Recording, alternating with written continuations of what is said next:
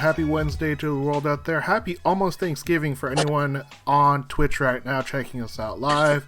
Gentlemen, happy almost Thanksgiving. Ross, you're in a different time zone. Thanksgiving. So you have... in Japan, do you know how you say Thanksgiving in Japan? Thursday. That's what I Thursday. But gentlemen, I'm going to use that joke every year until I die. Do you ever specify it as the last Thursday of November?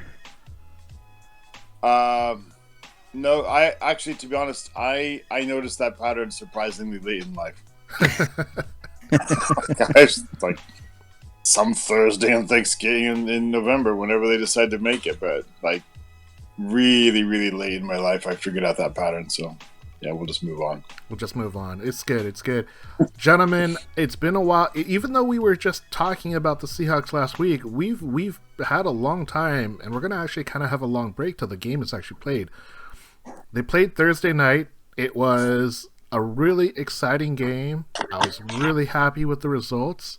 It was like one of the most stress-free Sundays I've had in such a long time. I actually sat down and watched like almost that entire Colts-Packers game. I swear the Colts were trying to lose that game.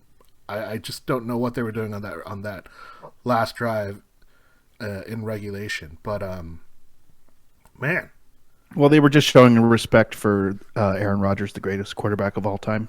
It could be, and maybe that's it's interesting because I live in a pretty strong Seahawks bubble. I don't pay attention to a lot of other teams unless we're gonna play them and they're on the schedule. But that was like one of the times that I was just like really enjoying watching other teams struggle and laughing at their flags and laughing at both of their misfortunes and thinking, you know what, this is how I want this game to pan out. The most so fun for me. You don't normally obsess every Sunday over every game?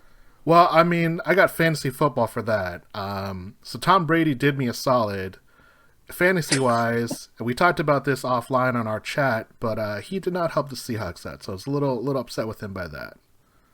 Yeah. Well, technically, whoever lost that game was going to help us out a little bit.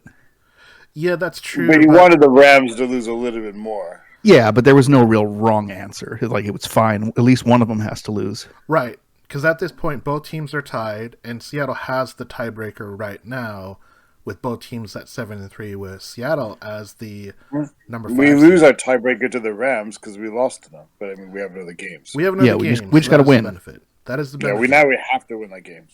And we're at that weird stage of the year where it actually makes sense to start talking about playoff projections and what teams you need to win and what teams need to lose and like what's your best path forward. I mean, yeah, dude. I mean, I've been talking about it for way too early because I can't help it. I want to know the implications of every game, and I want to know, while I'm doing my fantasy stuff, I feel a little bit weird about only caring individual players. So I actually want to pretend I want to care about which team is beating each team in other games, and I don't know. I always care a lot. I don't know. Do you feel that because the Seahawks played Thursday night, though, that you started thinking more and more about it? Because that's how I felt. It was the most stress-free day of watching football in a long time for me because the Seahawks weren't playing. They'd already played on Thursday. And I was just able to, enjoy football.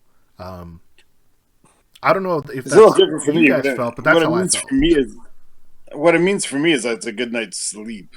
Like, I don't have to stay up all Sunday night until morning. And I didn't. I watched, I think I stayed awake till 6 o'clock in the morning. So I watched the early games from 3 to 6 or so. And I didn't watch the late games. And I didn't. Lots of times I'll tell myself I'll do that, but I can't because I'm so nervous about the Seahawks game. But this time, stress-free just meant I could actually sleep. Zeb, what about you? Did you have a more enjoyable, relaxing football day when the Seahawks had already secured their win the couple days before? Yeah, I mean, I typically do. This year was a little different because I'm Still trying to finish moving. I was down for a few weeks and didn't get to complete the job. So I spent part of Sunday working on that. So it wasn't the typical stress-free Sunday that I enjoy when we have a Thursday or a Monday game.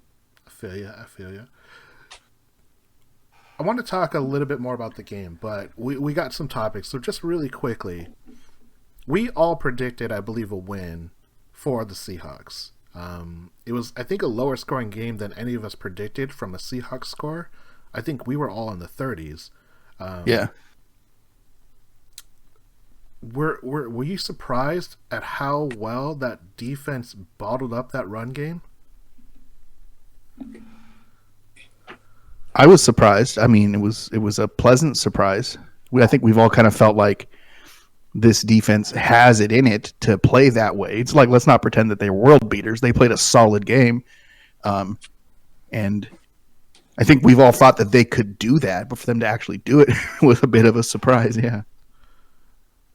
So the question that I saw, or at least the topic that I saw a lot of people talking about, is a lot of people were talking about Kyler Murray taking a big sack, and because of that big sack, he looked like he banged up his shoulders. There was pictures and video of him like throwing on the sideline, wincing all the time. And do you feel as if that impacted the game to the point where he couldn't be the Kyler Murray that he was in previous games? Is that something that ran through your head, or is that just like other people trying to explain away how one of the worst defenses in the league shut down one of the most potent offenses in the league? I mean, it seemed to legitimately affect him. Yeah, I mean, sometimes you got to take whatever you can and use it, and it seemed to go in our favor last weekend or Thursday. Ross, did you? I thought he would. Go ahead. Go. No, I was just going to ask like your thoughts on that. I thought he looked hurt, and I wouldn't be surprised if we find out, like, post facto that he was hurt during that game. I'm actually a little curious to see how he plays this next game to see if it's like something real, but I don't think there was much doubt looking at his expression, looking at his body mechanics, looking at his body language, that at some point he started to be, he was, hurt. Now, is he hurt or is he injured? Wait. Are you saying that he was not playing a Ben Roethlisberger and like really hamming it up for the cameras and showing how much pain he was in before trying to win that game? Nobody can do that like Big Ben does, man. Like that dude, like will work the media with it. Like that dude would like go to the press and be like, "Yeah, dude, the second quarter when that guy hit my helmet, yeah, my head almost came off. It almost came off. I was being held on by bolts by like Frankenstein monster type." Yeah, I felt it come loose. I had to tighten it back up. Yeah. I actually went into the locker room at halftime and readjusted my spine piece by piece. I mean, like, that's what he says, right? It's like, but Murray seems, Kyler Murray's, like, still in the fourth grade, so he's not mature enough to play that kind of media game, I don't think yet. He's not media savvy yet, to be honest. But yeah, that's the one thing I thought he was legitimately hurt. I'm a little bit surprised. Like, I've watched a few Kyler Murray videos, and he's kind of boring, right? Like, I don't know how else to characterize it. Like, he's not robotic like Russell Wilson is, where you question, is that really who you are? Because how can someone be so hype all the time? And he's not like Aaron Rodgers, who's very dismissive. And he's not like a Jay Cutler, where he just would rather be doing something else. He's just very kind of like blah. I don't know if that's like a fair assumption. There's a reason he's not being used for commercials yet, right? He does have one commercial. He's in that Heisman commercial, and he's actually good at the commercial with Tebow, right? Yeah, he's pretty good in it. I haven't seen that one. We'll find a clip. We'll send it to Ross. But yeah, that actually does bring up a really interesting point, because he is the number one pick. He definitely has this year. He's definitely got a lot of attention. But that's one thing that I did notice. And another thing, kind of to your point, Ross, is people were saying like if he was injured, then people think that because he was not changed yet, like when he went to the podium, he was still in uniform and he was still wearing his pads, he's still wearing his jersey, and people were saying like maybe he was so hurt that he couldn't get his shoulder pads off, and they didn't want to make him like unavailable for a press conference afterwards. So there's definitely a lot of, I think, it could also be that fans concerned about that. Right. But It we'll could see. also be that the uniform itself is useful at that point to hide. I mean, like if he's in street clothes, maybe like for example, a splint is more obvious, or like sort of a bandage for the shoulder, or things like that become more obvious. Whereas you can't see it underneath the pads of the uniform. So That's true. yeah, I'm really interested to see like how he performs this week. It could be that. I mean, and especially with the new rules, they wouldn't even be like if he's still fully practicing, then it's not even breaking rules. He could be hurt right now, but not, injured, and it wouldn't be breaking the rules like in the old days. So, Yeah. The game against the 49ers, I'm going to be really curious to see how he looks. I too am curious because I've got him on my fantasy team and I played him, and I like right before the game I was thinking, you know what? Maybe I don't play him this game. Maybe I go with Justin Herbert out of the LA Chargers and roll the dice on him. But I was like, you know what? I can't do that. Kyler Murray's been good. Seahawks defense hasn't proven anything. But the Seahawks are coming off a huge win in primetime against division foes, the Arizona Cardinals, and now face another bird-themed team in the Philadelphia Eagles on another primetime game on Monday night. The question is going to be, are you reaching for the stars with this defensive team, or are you waiting for the other shoe to drop? The running game came back. The passing game was effective. The defense played well enough when it needed to. The Hogcast podcast is coming back, like all the players off of our injury report. And I want to jump into topic number 1. And Ross, I want to know, are you buying or selling the idea that this defense can be this level of quote-unquote good? This level. This level. I mean, I've argued with this with myself all week long. There's some positive signs, right? I mean, for sure. We allowed 23 to the Rams. Then we allowed 21 to Arizona. Those are pretty two legit teams. The Rams are hot right now. Arizona's got a high-flying offense. So I'm buying, I think. I'm buying into this. I believe it. The defense looks like it's turned a corner. I don't know whether it's the addition of Dunlap or if it's the team meeting they apparently had, or Ken Norton decided he doesn't want to be collecting unemployment by Christmas, or I don't know exactly what the reason is, but I think I suspect it's a combination of a lot of things. I also think it's really interesting that the last 2 games we've turned this corner, we're also missing our best corners. So, something to think about. We've been wondering if the player evaluation, especially ours, but also the coaches, has been correct. And you know what? Like, we've kind of suspected that Trey Flowers, if he could get some confidence back, would play better. And I got some thoughts about that. I'm not saying he's Deion Sanders all of a sudden. What I'm saying is Deion Sanders is a terrible tackler. Well, that's the thing. Trey Flowers could tackle. I don't know if Deion Sanders was a terrible tackler. It's just that he at all costs avoided having to tackle. If he actually had to tackle, he could tackle. It's just that he only wanted to do that like once a game. And right. I feel like that's why he was so good in coverage. It wasn't that he was actually like so amazing. He was just so motivated to not have to make physical contact that he kind of figured out that if he just bats the ball away or intercepts it every time or makes his guy look covered, he'll never have to touch anybody again. That's true. Like Deion Sanders is like the initial like social distancer. So, all right, Ross is tentatively buying. Zeb, what about you? Are you buying or selling the idea that this defense can be, good? I mean, 23 points, 21 points. It's a season low in points and also yards they've given up in this season. I'm going to go ahead and buy that the defense can be this level of good. I don't know that this level of good is amazing.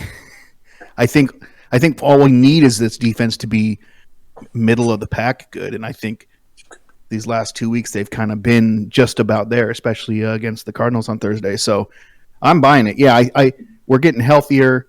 Dunlap seems to have really kind of changed the culture on that line, and we're seeing guys like Collier make plays and guys sort of coming into their own, and other guys getting healthy like Green and yeah, it's just all signs point to things getting better at this point, and I'm here for it. How much do you think Dunlap is? I mean, a lot of people are kind of pointing to that to like as the factor.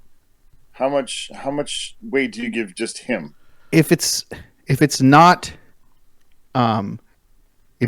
heavily on his acquisition and the way he's been playing, then it's a pretty big coincidence that the defense seems to have, in particular the line and the pass rush, has gotten so much better since he's been here.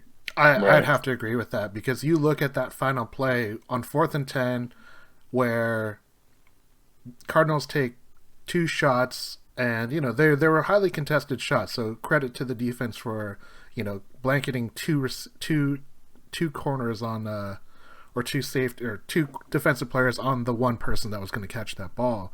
But on that last play, Carlos Dunlap is 1-on-1. It's 3 rushers versus 5 offensive linemen. He gets a 1-on-1, and he just beats this dude just straight up. Kyler Murray doesn't even have a chance to scan the field for anything longer than a half second before Carlos Dunlap's like in his face and grabbing him, tackling him, and there was no spin out opportunity. It was just like a straight on like great play. I don't know how you can say that kind of play doesn't make an impact on that defensive line, because we haven't seen that level of success. 3 games, 3 sacks. In the past 1.5 games, the defense has played really, really well. He couldn't play until these past 3 games, but I'm very encouraged. And if you were to ask me if I'm buying or selling,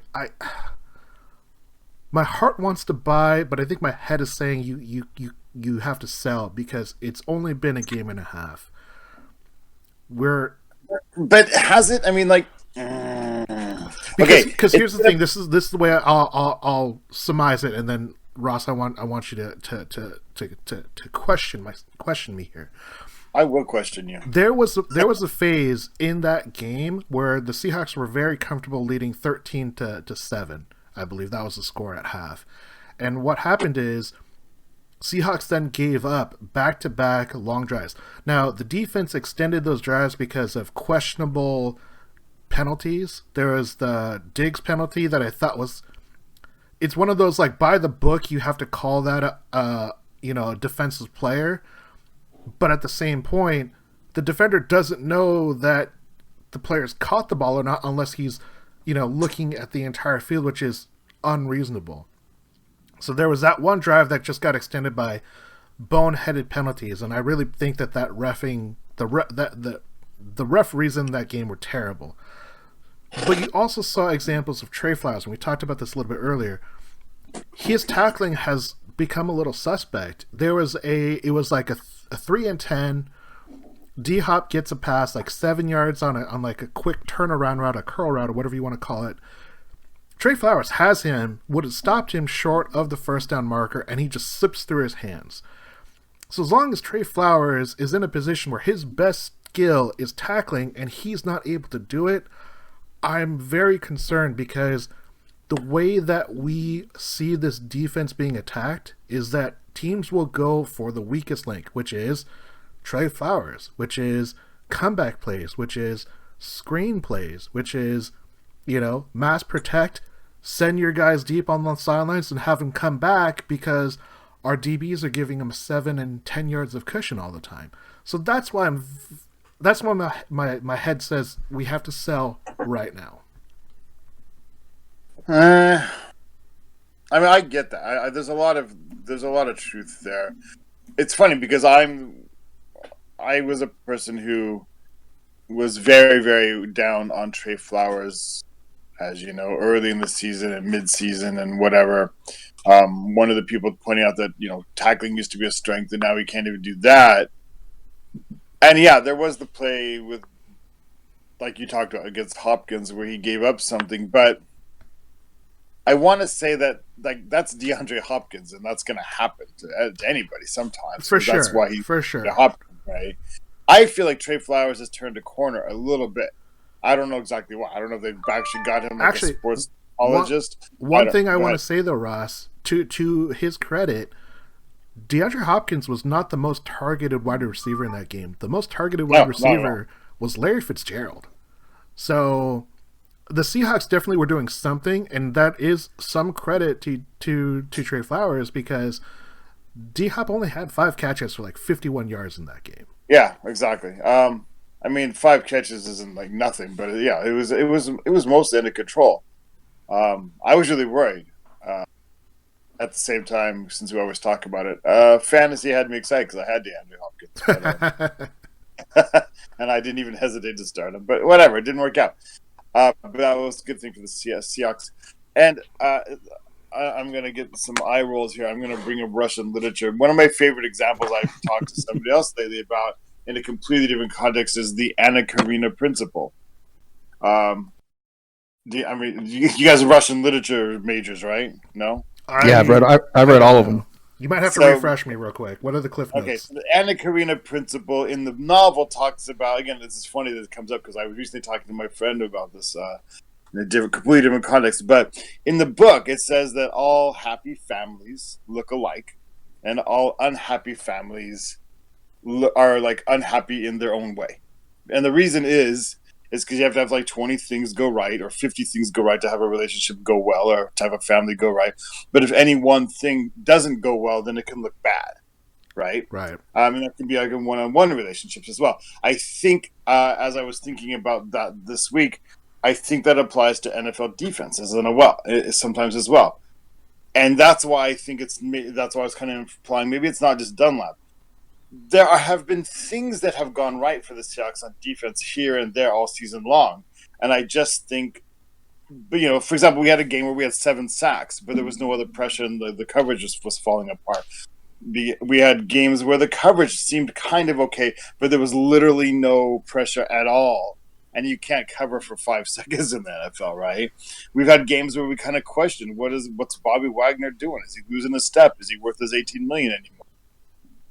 But I just felt like any one thing can make your defense look bad. If your pass rush is non-existent at all, even a good pass rush coverage is going to fall apart. If your linebackers completely fall apart, then your defensive line is going to make every stop they need to, and people are going to get to the second level, and so on and so forth.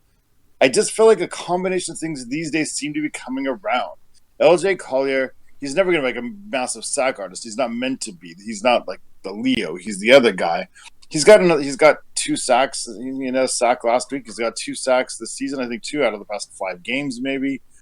Brooks is just a rookie, so he's getting experience every single time, and he's playing better out there. And he's fast. Reed is getting healthier and healthier and starting. I mean, he had one game that he was abused, but he shouldn't even have been out there. He wasn't healthy enough to play, but he's getting a little healthier. The defensive backfield starting to having worked together as a team. Jamal Adams is out there, and they're figuring out how to use him, how to blitz him, but not make it a liability in coverage. So yeah, Dunlap's come in, and that helps. That frees up some other people as well.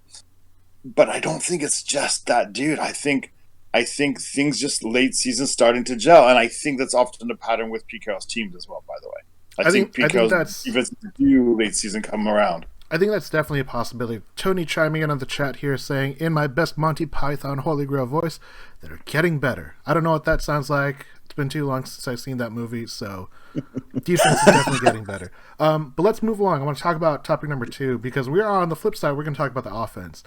And Zeb, I want to know, is this balanced offense the end of the let Russ Cook train? Russ threw for under 200 yards, 2 touchdowns. He should have had a third. He should have had over 250 because Damian Lewis got robbed of a holding call. I don't know how else to characterize it. He basically got blamed for a call that he didn't commit. DK had a sweet move. It was a 43-yard gain. That gets wiped off the books. But this balanced offense, it was like 120 some yards by the running backs. Russ added some 30+ yards, so it was one of their biggest rushing games of the year. Carlos Hyde in the second half, especially on that last drive to get that touchdown, he was playing so good. I can't remember if it was our conversation, Ross, but someone said I'm worried that Carlos Hyde, because of the way he plays, it's like he's almost going to fumble at the end. I don't know if that's he always looks like he's about to fumble the ball forward every play. He looks like that, man. But Zeb, the way he carries the ball. Is this the end of the let Russ cook? If this is the offense we're going to see, I don't know. Look, I love when they let Russ throw. I love when they let him go out there and make plays. But I think that I believe, and you guys believe, and most level-headed, moderately knowledgeable football fans believe that balance is the best way to go. Having a decent running game is the best way to make Russell as effective as possible. So, I'm not saying I want to go back to running on first, running on second, and then having to throw on third to convert or anything like that. But if you have that threat in both phases of the game, then you keep the defense on their heels, and it's just the way it works. When you can execute properly in the run game and in the pass game, you're more likely to be successful. So I don't have any numbers. I'm not bringing up any stats. I'm just saying I know that when Chris Carson or Carlos Hyde is running effectively, Russell doesn't have to make those crazy throws and makes less mistakes. And I think that's the best way for this team going forward. I still want to see Russell air it out. I still think we have one of the best passing games in the league, a couple of the best long ball catchers and touchdown catchers in the league. So, Swain. Yeah, Freddie Swain and Penny Hart. Yeah. So if they can just maintain that balance, be able to run, let Russ throw the ball around, I think that's going to be the best shape we're going to be able to be in. Tony chiming in saying that Zeb is 100% right, and you got to respect the defense. Got to make the defense at least respect the run. So Tony is 100 on board. Ross, what about you? Is Tony wrong here? I mean, you know where I'm at, man. Like, I never wanted to cook. It's fun to watch, man. The first few games of the season are fun to watch, and it's interesting because even now, you know that in certain situations we can sort of do things at will, but it just puts so much stress on the whole rest of the system. It puts so much stress on players who weren't designed to do that. It puts so much stress on Russell Wilson himself. If you can set up key plays where he can be most effective, that seems to be, oddly enough, when he's more effective. But when you tell him to run those deep bombs every single play, or several times every quarter, now he's got 10 interceptions after 10 games. Like, that's never happened before. That's not great. I don't know. I think... I'm not saying, again, I said this last week, I'm not saying Russell Wilson is a systems quarterback. That's not what I mean. He can succeed in any system now, especially now. Maybe. I have one offense I don't think he can run, but I'm not going to talk about that now. That's not the point. The point is, he can succeed in almost any system, but that doesn't mean he's equally adept, and he seems to be a person that, if you've got, he excels at the long ball. We all know that. Okay, so what you want to do is you want to help him with a few more percentage points by setting up situations where the long ball is going to be even potentially more effective. If you've got a plus thrower on that, and you give him either one more plus because the defense has to respect the run so much they have to bring somebody up into the box, then that's what you want to do. Because you don't need to score 45 points in the NFL every week. You don't, to win. You need to just score more points than the other guys. So you set up a system where you are basically in a better position every week to do that. And Pete Carroll normally does that with his traditional, slightly orthodox, slightly boring offense to some people. But you know what? You want to run the ball 20 times and run it effectively, and then they don't know when you're going to take your best shots, and you've got two of the best deep ball catchers in the game. And that's a recipe for success. And by the way, it takes a lot of pressure off the defense. It takes a lot of pressure off your quarterback, and you can get cheaper offensive linemen, which is what we have anyway. So it's what we're built for, man. Sorry. It's so funny that's kind of... I think we're all in agreement that it's not so much that we want the let Russ cook train to stop, but it's the idea that a balanced offense not only helps Russ stay at this super high efficient level, it makes the defense get more rest. That was a game where they led time of possession almost 35 minutes to 25 minutes. Something ridiculous like that. They also converted a huge percentage of their third down plays because they found themselves in third and shorts that they were able to convert very successfully for a lot of that game. Like, oddly enough, if the opposing offense gets 75 plays instead of 65, they often have 16-20% more offense. Yeah. I mean, that's how it works. And that's they're going to be, and to your point, Ross, it's not so exciting. It's not so fun because they're just the Seahawks have been this lying in wait type of team. Like, I don't need to give you my best shot until we're in the fourth quarter. It's the mantra that I'm sure a lot of fans that are not as willing to let let Russ Cook train stop. That's probably very infuriating to them because they see high scoring, they see other teams do it, and they think that that's what should happen. But what we're seeing is this was the most stereotypical classic Seahawks game I've seen in a while. They scored in a bunch of weird ways. They scored 3 touchdowns, a field goal, and a safety, and then there was a missed extra point.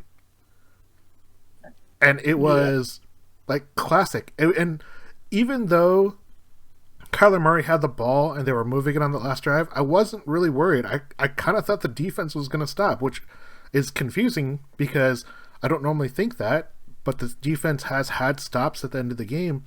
But this one, it definitely looked like, oh no, they got this. And once they got to the 27, 30-yard line, the Cardinals just couldn't do anything, and the Seahawks looked like they had it made. So I was happy. I don't have Russell Wilson on my fantasy team for the first time in many years. My friends always make fun of me about the time that I would want to pick him up in the fantasy draft. Like, oh, here comes Sam.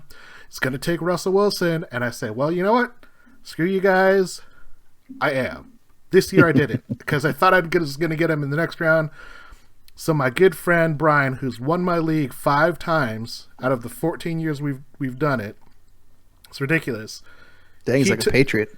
He took Russell Wilson, and I was like, damn it, I was going to take him the next round. So I went with Kyler Murray instead. So I think I made a good decision, but my friends are right. I hate to admit it, they are right. I definitely would have taken Russell Wilson if given the opportunity. Just I was a pick late.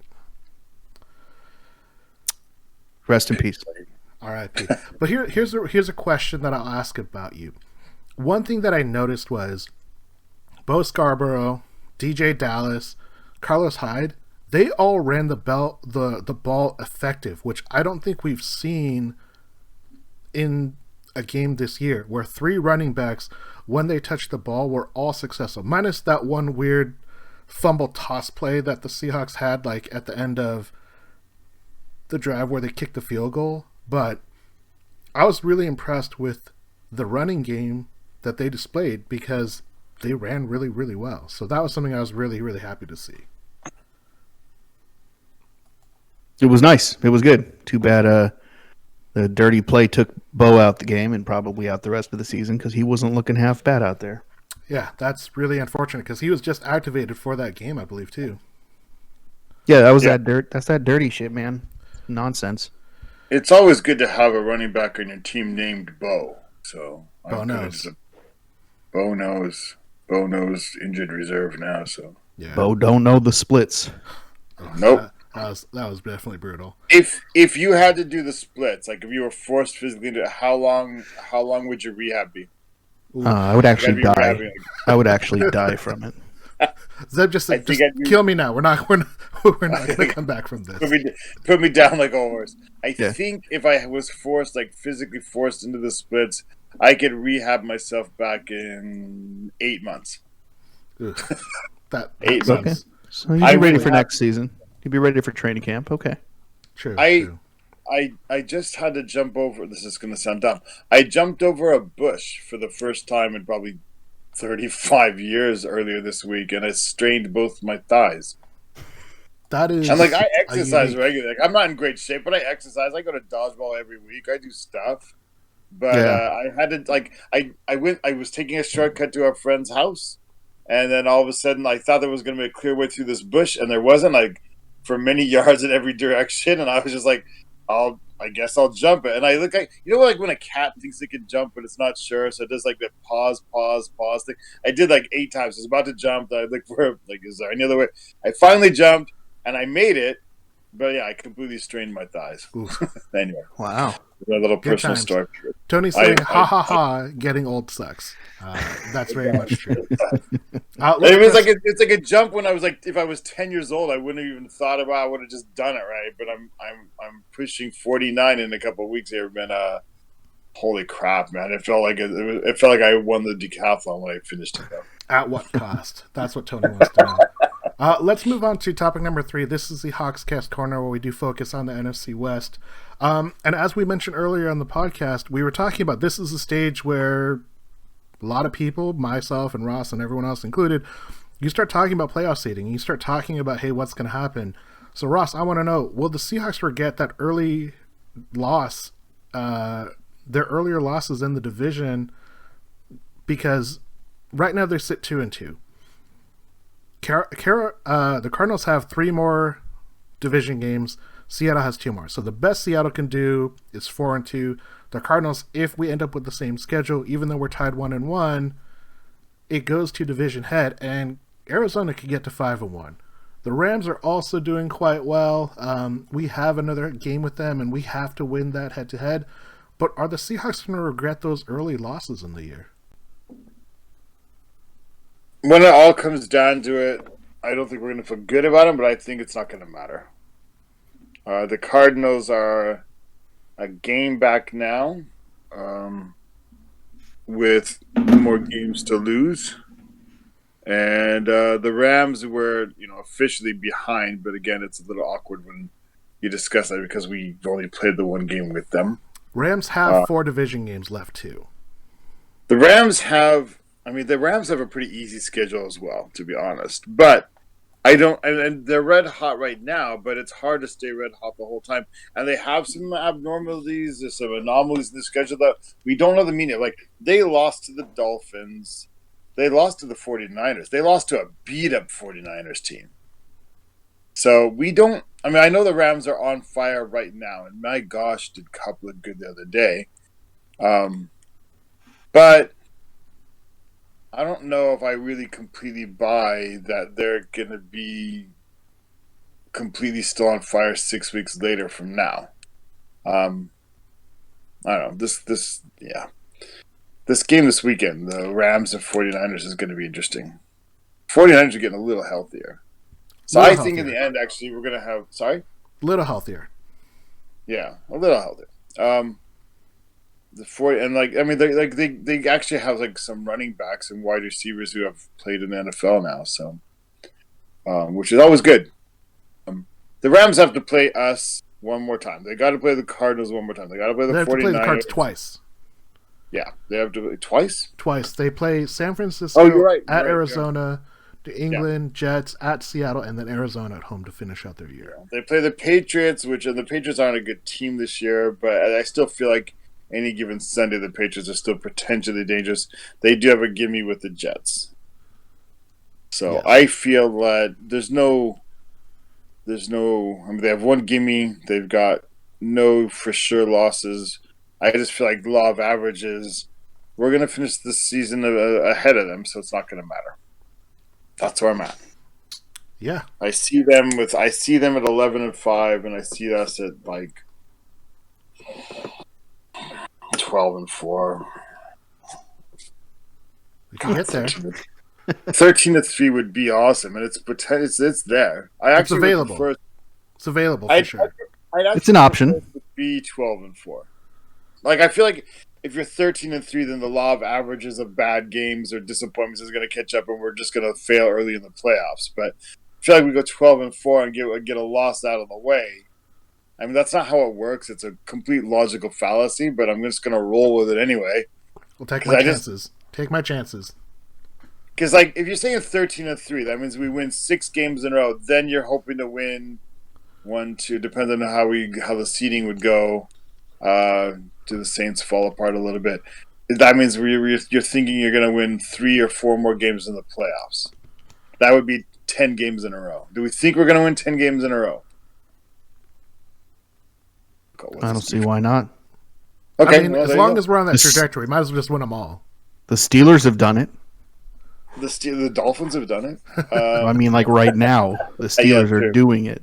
Yeah, but the Steelers are doing it against, like, Cleveland and Cincinnati.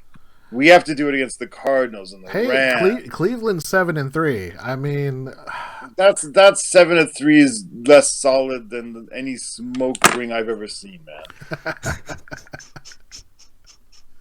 Like, that 7-3 is. I mean, like, normally there's that old phrase, like, you are what your record says you are, but that's kind of in the negative sense, right? That's to warn people against going, well, the record says they're 2-12, but they're the best 2-12. No, dude, you're 2-12.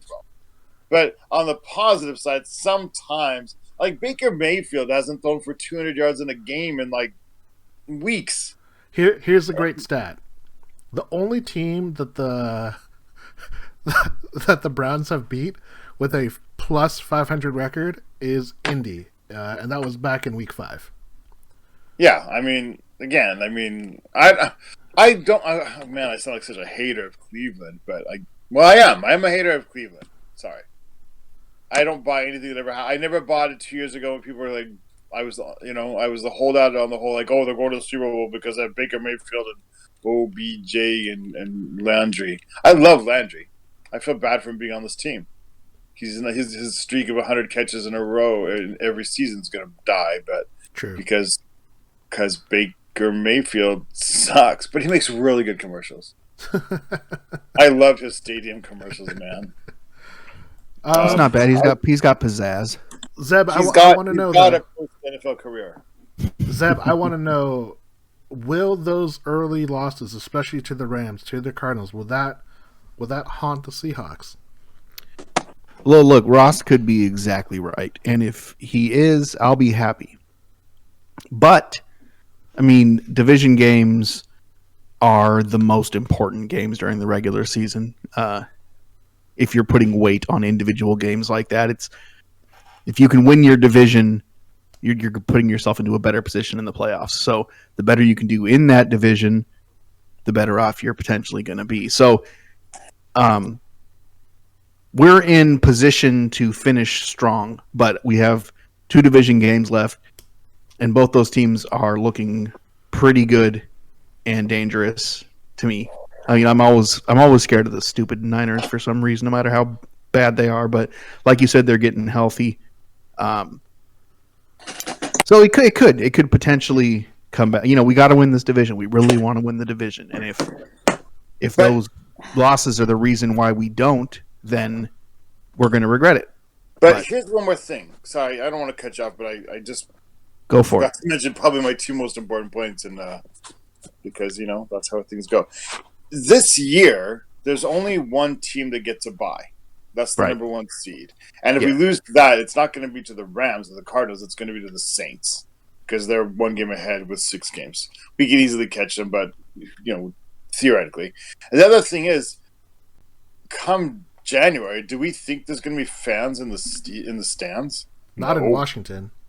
No, not if it's not in Washington, it's anywhere, because that's the state that's kind of handling this stuff the best. I mean, it's all relative. You guys suck, but as a whole, we suck. But Washington as a pocket, we're doing okay. Yeah. Okay is also relative as well. So, there's not going to be a giant home field advantage this year. Only one team gets a bye because they added another team into the playoffs. So. And yeah, like Zeb said, you do want to win your division in a sense, but traditionally you want to win it because you get at least 1 home game. But what does the home game matter this year? Right. I mean, no, and another thing, looking at the playoff picture right now, because because the Rams beat us, they have the second seed at this point. Right. Which again, so no bye for them, but because we're the 5th seed right now. Were the playoffs to start today, we'd be playing at Philly. So great, awesome. I'll take that. I know Sammy had some stuff he wanted to talk about, but playing against the Eagles isn't necessarily the worst option going forward. Totally. Yeah, I think this is one of those things that, like, when you start thinking, you start projecting for the future, there's still so many unknowns. You don't know how the team is going to fare. Now, you look at this schedule, and it's the most objective person. The Seahawks have a really good chance, and this is like worst case scenario, 5-1 over these last 5 games, right? Like a biased 5-1 over the last 6 right? games. And because you're looking at 3 teams that have a combined 9 wins over your next 4 games, right? That's the Eagles. The Eagles, I gotta say that the Eagles are better now than they were. Like the Eagles of November are not the Eagles of January. Or sorry, September. We'll talk about the Eagles, but I'm just saying, like, if you look at this schedule and you look at how these teams have played for the whole year, you should not be scared. And then this, not to say that these are cakewalks by any stretch, because each of these teams will want to win. Now the Jets, they really need to just lose out and get that number 1 pick, because there's no value in them winning games this year. But if you look at that schedule, these next four especially, at Philadelphia, home against the Giants, home against the Jets, at Washington, it's not a cakewalk per se, but it's the weakest schedule in the NFL for remaining opponents. And the Seahawks, if they are a true Super Bowl contending team, they need to take advantage of that and use that to their benefit. So their losses early in the division can't hurt them, but they still have the easiest path in these last 6 games, even against the Rams, even compared against the Cardinals, even compared to the Saints and the Packers. And that's what Seattle needs to take advantage of, because we haven't had that kind of opportunity, that path, in a long time. And I hope those losses to the Rams and to the Cardinals early in the year don't come back to bite us. Just to give some numbers, since Seb doesn't like to use numbers, the CBS football app says the Seahawks are 99.5% locked to make the postseason. It says the Rams are 99.9% to make that. Seems legit. It says we have a 39.5% chance of winning our division, whereas the Rams have a 52.2% chance of winning the division. By the way, it says the Cardinals have an 8.1% chance of winning the division. The 49ers have a less than 1% chance. It says the 49ers have a 5.9% chance of making the postseason. So. Yeah, they still could. There's not a lot of this. The NFC is real top heavy. So yeah, if one of those 4-6 or 5-5 teams gets hot, there are. Other than the Saints and the Rams, the Seahawks are the highest percentage chance of getting to the postseason. We have the 4th highest chance of winning our division so far. Look, highest is the Saints, then Green Bay, Rams, than us. When we were 5-0, we were looking at the next 5 games, and we were talking about how theoretically we could kind of stumble through the next 5 and still come out strong because of the games after that. So we're going into the 3rd trimester of this season, right? Right. And because we only went 2-3 in that tough 5-game stretch, now we need to beat these teams. And this is the part of the season now where if the Seahawks are a team that can compete in the playoffs, we should win these games. I know, we'll talk about the Eagles some more, but again, the Washington team is not necessarily the same team it was a few weeks ago. I think they're pretty tough, so it's not going to be a cakewalk. But we need to kind of get hot right now and steamroll some of these teams that we're clearly superior to. Otherwise, what? Go ahead. Sorry, you go ahead. You go ahead. I was just going to say, you guys are really allergic to the term cakewalk. What would have to happen to these teams for what would I have to do? What would have to happen for you guys to turn the next 4 games, not the whole 6 games, the 4 games against the NFC East mostly, so then AFC East in there, a cakewalk? Like, would they all have to lose their starting quarterbacks, or I think defense has to play like they have the last 6 quarters. If that's what so I if saw. If we can, so we're the defense that we were last week, then it's a cakewalk coming up. I believe so. I think it's only a cakewalk afterwards if in retrospect. if we handle them. Yeah, we have to see that we've walked on cake before we acknowledge that it was a cakewalk. Have you guys ever done a cakewalk? I actually did a cakewalk in elementary school. Me too. It's really weird. About it. I don't remember it being particularly easy. I didn't get what I was doing. I don't know if I actually did it or there was one going on and it was happening around me, but I didn't participate. Because I remember the event, but I don't remember actually participating. It seems like some real white people shit, but I don't know. It seems one of the whitest things you could do, except for maybe go to like an old Navy sale and use coupons. Yeah. All right, well let's move ahead. We're going to talk about No. Sorry, I have one more quick. I already turned the page. Oh, that's okay. It's okay. It's just tie it into your next response. It's okay. Actually, I'll do that. Okay. I can do that. Topic number 4. We are talking about the Super Bowl champion from 3 years ago, the Philadelphia Eagles. I had to actually remember how long ago it was. But Zeb, I need to know. You got to tell me, why are the Seahawks so good against the Eagles? So good. I'm going to tell you, actually, before I even let you answer that, I'm going to give you some tidbits, and I promise this. The last time the Eagles have beaten the Seahawks, I'm going to give you some names, okay? I'm going to tell you, you're going to tell me some of these classics. Donovan McNabb, Greg Lewis, Brett Selleck, Brian Westbrook, Deshaun Jackson. On the flip side, Deshaun Jackson's still there. Seneca Wallace, Maurice Morris, Julius Jones, TJ Duckett, John Carlson, Owen Schmidt. Oh. So what is that, 09? This is 2008. This was the last year of Mike Holmgren's vision of the Seattle Seahawks. The Eagles won 26-7. The Seahawks ended up being 2-6. The Eagles were 5-3. Yeah. So how old was Deshaun Jackson? Deshaun Jackson must have been crazy young if he was playing this team. But yeah, let's try and see if we can figure that out. He's left once, but he's back with them now. Yes, that is true. But I don't think he's healthy. That's like that dude must be like in his late 30s then. Holy crap. Yeah. He's 33. Fast age. 33, wow. Maybe he came out of college early. I mean, we're talking about 12 years ago, so he'd have been 21, right?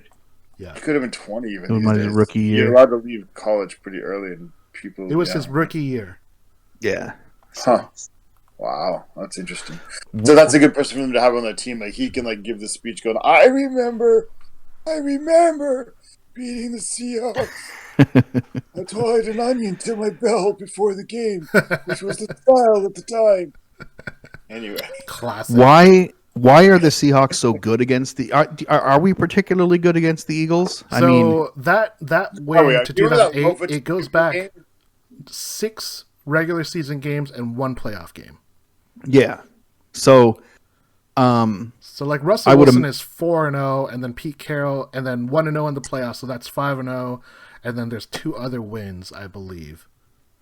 I would imagine that is towards the top of our head-to-heads of the last 12 years. So maybe that's the team that we've been the most successful against. I don't know. I don't know that there's a particular reason. The Seahawks have been fairly good over the last decade, and the Eagles have had their ups and downs. I don't know. I don't know that there's a particular reason why. I remember the game in 05 where we just stomped them out, and we had was that the Lofa Tatupu Rocky at the goalpost? Yeah, exactly. See, I mean, that's the fact. Like that's how good the Seahawks are. You can remember a game like that. Yeah. I don't know. I don't think the Eagles are particularly good this year. Even last year when we had them in the playoffs, they were probably the worst team in the NFC in the playoffs. So, yeah, I don't know. I don't know why we're. I think a lot of it. I mean, I guess I'll venture a real answer and my amusing answer, but I think a lot of it's sort of been where they've fallen on the schedule. Like I feel like a couple of games we felt we really needed the game, and it was one of those things the coach kind of pulls the team aside. You kind of you get your one extra injection shot per year of a high motivation game, and they've come up a couple times where we really needed the game, and it's just this high intense, high pressure situation. And Pete Carroll and Holmgren both were best at those situations usually. So I think some of it's coincidence, but just of where they've fallen on the schedule. Some, of course, just randomness, but also some of it back in the day was Holmgren and Reed. They knew each other, and they ran the same offense. Yeah, and so I think that, but Holmgren maybe at the time was just a little bit sharper. He was at the top of his skills. Randy Reed is actually one of the people who's gotten better with the age. I think he's a better coach now than he was then. Yeah, which is amazing to think that he was in Philadelphia forever too. Yeah, I just think that the coaches were very familiar with each other, but Holmgren at the time was a little bit more of like the master, and Reed was more of the Padawan, and so I think that gave us an advantage. And like I said, like timing, a couple of times it just came up with sort of an eye of the tiger. See that Philly tie-in? Rocky, eye of the tiger. Nice. Anyway. I sort of, we needed it more. We were hungry at the time and meant more to us kind of situations. And so it just, it's been sort of serendipitous for us. This is going to be a little bit different. Like they're feeling humiliated. We need the run, but it's not like it's urgent for us. And so it'll be interesting to see what this game looks like. But yeah, I mean, we blew them out like within 5 years. We had two massive shutouts. We had 42-0, the one we were just talking about. But like 1998, we also shut them out in their home stadium 38-0. So, I mean, we've had, like you said, a lot of success against them. I'd like to continue that tradition. So here's a crazy. I just looked it up. So just looking at Russell Wilson and Pete Carroll together, the only team that Russell Wilson and Pete Carroll have actually done better against, and this is just due to the fact of how scheduling works. It's actually the Minnesota Vikings. Pete Carroll and Russell Wilson are 6-0 against the Vikings. They are currently 4-0 against the Eagles. Have a chance to make it 5-0. I don't know if there's a particular reason why this particular Seahawks team with Russell Wilson and Pete Carroll have been so good against Doug Peterson and Carson Wentz, because they've actually had pretty good games. So earlier in Carson Wentz's career, there was, a little bit of a shootout that Russell Wilson went on, and they won. And then that was, I believe, Carson Wentz's rookie year. He then got injured.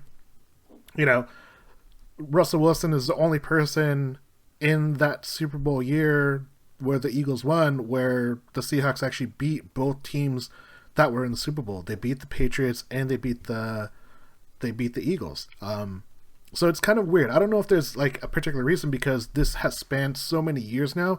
It's not always the same characters outside of, who the coach is and who the quarterback is. And we have only played Carson Wentz under this current iteration. So it's interesting to see that Seattle, and a lot of times it's games in Philadelphia that they continue to do so well. I definitely hope it continues. I really don't see any reason why they don't, because when you look at the previous games, even the ones in the playoffs, Seattle has these games really comfortable, and then Philadelphia scores like a garbage time field goal or touchdown to make it look like it's a one-score game, where those are scored in like the waning seconds of the end of the game. So I hope we see more of that, because that would make me really happy going to 8-3. Aye. Our last two games against them were the same exact score. I forgot that. Yes, it was like a 17-9 game. 17-9. And what's really crazy is that was the game where DK set the NFL record for most receiving yards by a rookie. And he had that beautiful catch to 53-yard touchdown.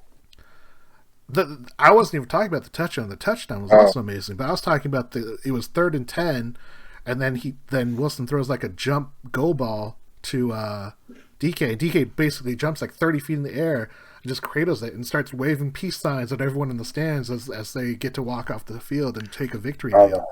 Yeah, and I think the fans were particularly vitriolic with the Seahawks before that game, so he was pretty happy to piece them out. Well, what's interesting is about that game particularly is because a lot of Eagles fans were making fun of the fact the Seahawks even drafted DK Metcalf because they drafted, I think it was JJ Arcega-White is the receiver that they took. Who? Exactly. And I want to look back. I don't even know. Yeah, I don't even think that dude even had a catch. He might not even been active. But He wasn't active for that game. Yeah, he was hurt. So he barely played last year. I was like he's played this year. I believe he's on the COVID list. Well, that's now, but I don't think does he have any catches this year? Oh man, what's his name? JJ Arcega-White, Whiteside. He has 5 targets, 2 catches, 45 yards. Wow. Yeah. So that's like a quarter for Metcalf when he's doing well. Okay. I was born in Spain on New Year's Eve, 96.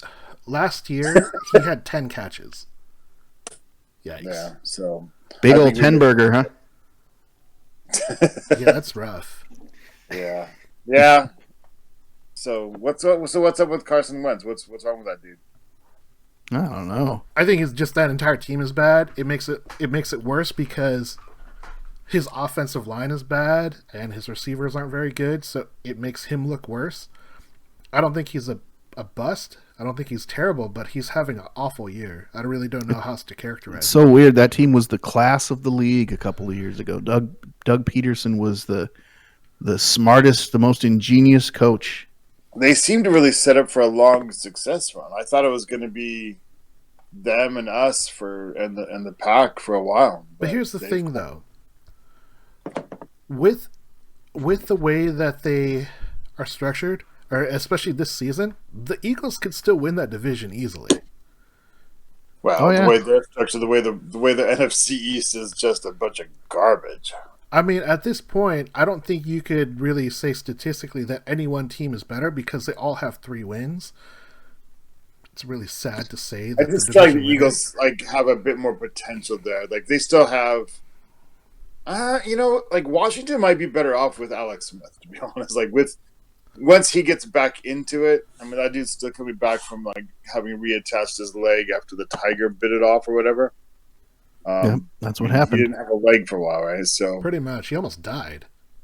Yeah, I mean, do we know that, or was it more like a Big Ben almost died? No, it was like a legit. He almost died due to like complications from his surgery. Well, that's more like from the surgeon than from the anyway.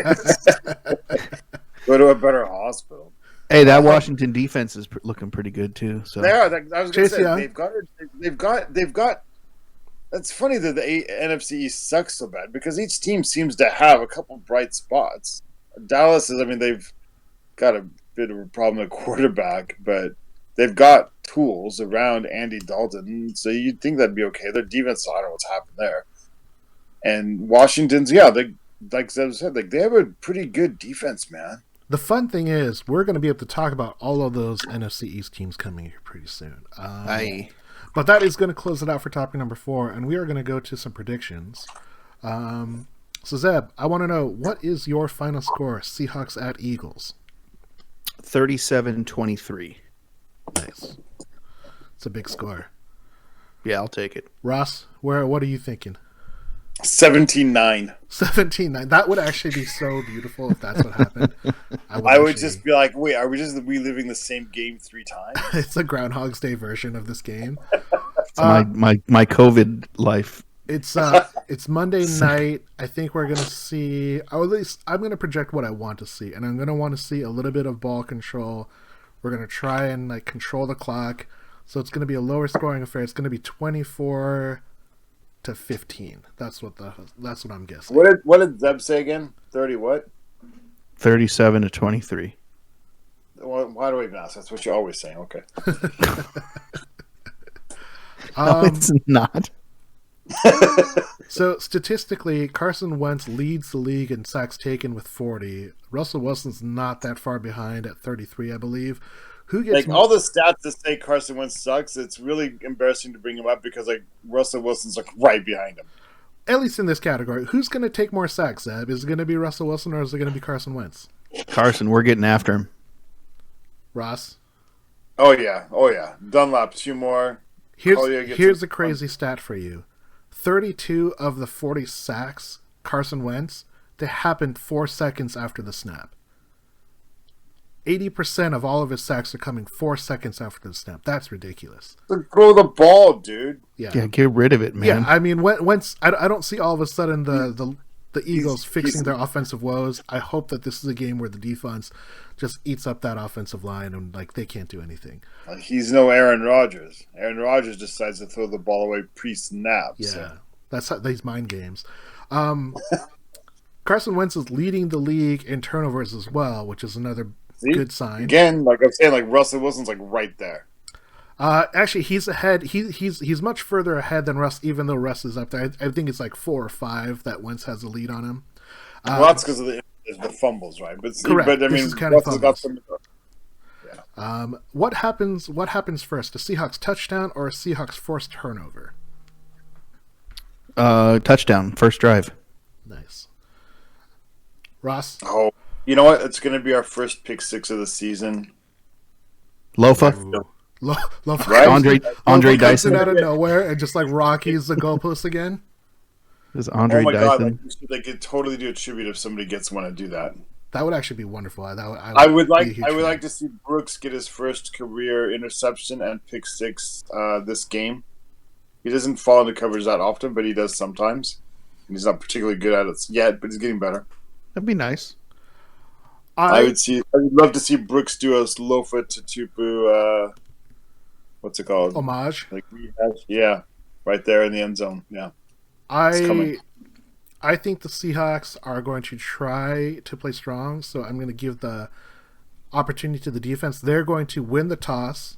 Geno Smith is going to use his Madden coin flip rating of 99, get the coin toss, and they're going to kick first, which means they're going to put Carson Wentz on his backside, and it's going to be a Carlos Dunlap strip sack, and that's how we're going to get our first turnover.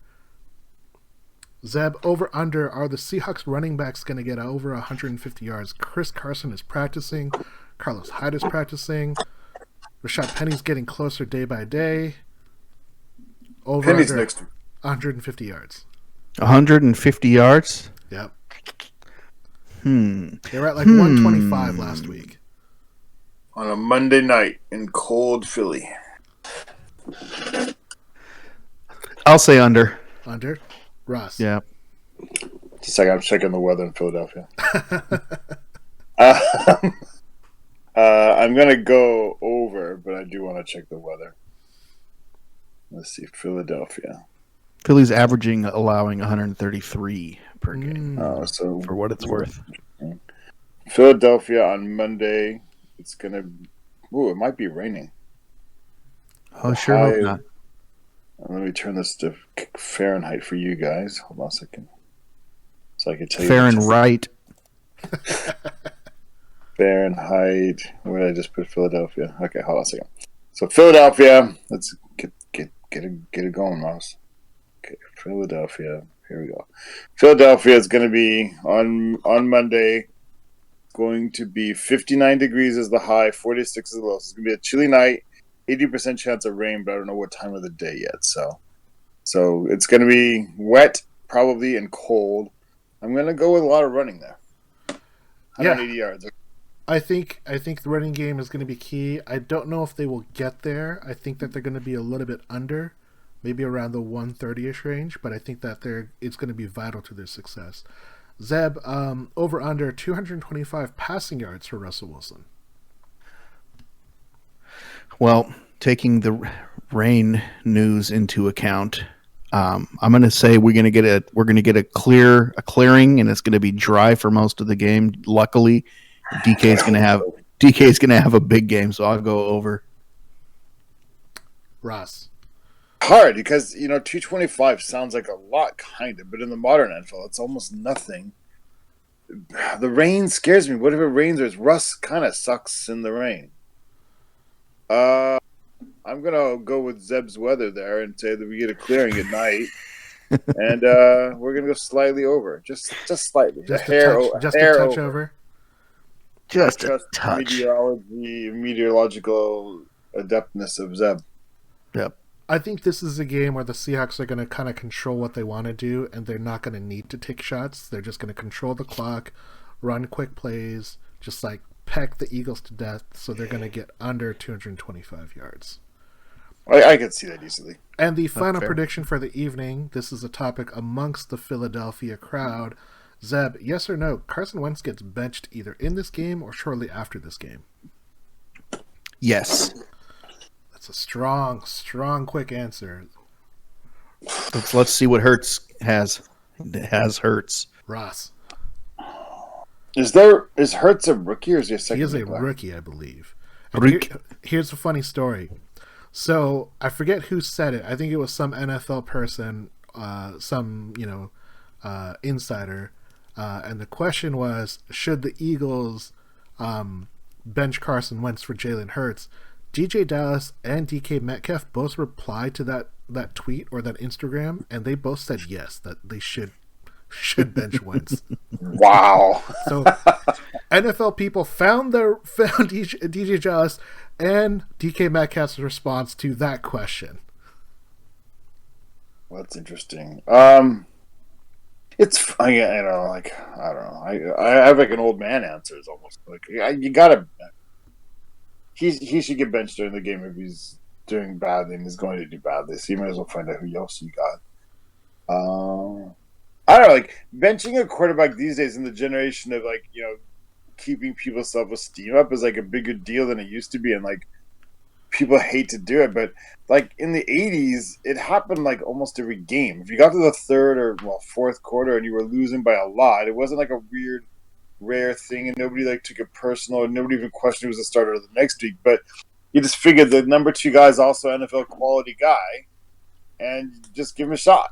It used to not be such a big deal. Put Jeff Kemp in, see if we can get a spark. Yeah. Seriously, it used to happen like all the time, right? That hasn't happened in forever. Yeah, I mean, now teams really, really, really hate to do it because I think their quarterback's ego will be blasted or something. Well, and the media just turns it into this big old thing. I mean, the Seahawks even like Craig and Zorn alternated all through 82 and 83. Yeah, I mean, it just used to John Elway and who was that? Tommy Maddox. Yeah. I mean, it didn't used to be a big deal. Even like Steve Young, like when Joe Montana was playing, then they would put in Steve Young, and then once Steve Young got it, like Joe Montana, and then that became too awkward, and Joe had to go to Kansas City. But I don't know. Yeah, they should be doing it all along. Once you're in a losing position, you got a rookie guy, you got to find out something about him. And even if you don't, if you think Carson Wentz still is your guy, like why keep risking him? If he doesn't have it, that doesn't have it. Doesn't mean he's not your starter long term. Doesn't mean he should lose his confidence. Sometimes you just don't got it, right? We all have those days at work. You just don't got it. So, true. I think start benching people more. I'm gonna say no. The current NFL, kind of to your point, Ross, is that teams do not bench their quarterbacks. They will let them get garbage time yards. They'll let them, just air it out against a prevent defense, make it look a little bit closer than it really is. It's what happened last week. Carson Wentz scored like a garbage time touchdown to make it look a little bit closer than it really was. They also can't bench him because they've got too much money tied into him. They signed him to a brand new deal. But that's the reason to bench him. Like, why hurt him in garbage time when if you think he's worth it? Because the coach and the GM are so explicitly tied to his contract that if their quarterback doesn't succeed, then they do not succeed and they lose. Money ruins everything. Let's all be commies. I don't disagree with you, but that is the end of our predictions. And gentlemen, let's give out some shout-outs. Shout out to our faithful listeners, Tony. Preach, Tony. Hey, what up, Tony? And shout out to all the people who hurried those vaccines that seem to be pretty effective so far. And I've heard at least 3 of them that I trust and 2 more that, they're probably okay. Good luck with that, Brazil. Taking the Chinese one. And Russia's actually calling their vaccine Sputnik, which is just dumb. Anyway, Sputnik means little traveler. It makes no sense as a vaccine unless you're just clearly trying to go see, we were the first people to put something in space and now we made a vaccine. Okay, guys, whatever. Anyway, I do shout out to all the people who put the hard work in and got those vaccines out as fast as you could. Thank you. Shout out to Tony for telling me that I was 100% right. I don't hear that very often, and I really appreciate it. I just got to point out to you that Tony's in last place in our fantasy football league. So whoa. Some shots fired in the shout outs. I'll take it where I can get it. Hey, you still said he was 100% right. You got to take it. Exactly. Yeah, shout out to Tony for checking us out live. Shout out to the two gentlemen here for helping with this wonderful podcast. It's been a lot of fun. This has been a really fun season. I am thankful for this podcast, this opportunity to share our appreciation. We are the Hawkscast Podcast. Check us out on Twitter at Seahawks Podcast, Seahawks Forum, Hawkscast.com. We'd love for people to join us. Subscribe, check us out live, tweet at us. We want to know your thoughts. We want to know what we've got wrong. We are going to try and do better at making sure that our predictions are scored so we can see who is the best amongst all prognosticators. And we wish you a happy Thanksgiving and a Go Hawks. Go Hawks. Go Hawks.